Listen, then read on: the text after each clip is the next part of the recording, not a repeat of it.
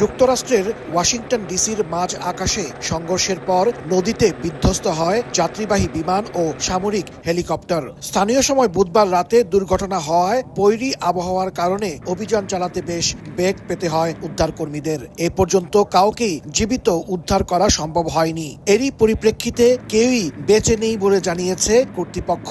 উদ্ধার করা হচ্ছে একের পর এক মরদেহ। নিখোঁজদের মরদেহ শিগগিরই উদ্ধার করা সম্ভব হবে বলে জানান ওয়াশিংটন ডিসির ফায়ার ও ইমার্জেন্সি মেডিকেল সার্ভিসের প্রধান।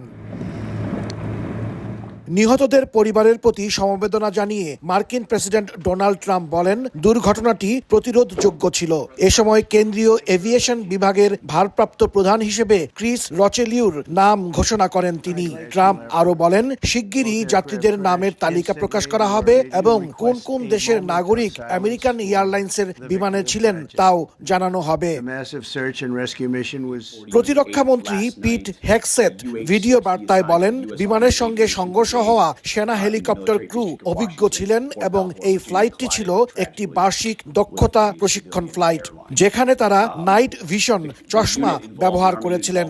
আমেরিকান এয়ারলাইন্সের সিইও বলেন, সেনা বিমানটি পিএসএ বিমানের পথে কেন চলে এসেছিল তা জানা যায়নি। ফেডারেল এভিয়েশন অ্যাডমিনিস্ট্রেশন নিরাপত্তা এফ এর একটি প্রতিবেদনে জানা গেছে, রোনাল্ড রিগান বিমানবন্দরে এয়ার ট্রাফিক কন্ট্রোল রুমে লোকবল কম থাকায় বিপত্তি দেখা দেয়। নিউ ইয়র্ক টাইমসের প্রতিবেদনে বলা হয়, এয়ারপোর্টের টাওয়ারে বছরের পর বছর কর্মী সংকট দেখা যাচ্ছে।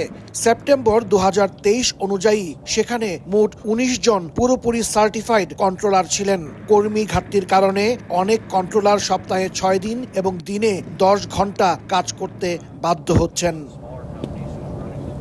হাসানুজ্জামান সাকি, সময় সংবাদ, যুক্তরাষ্ট্র।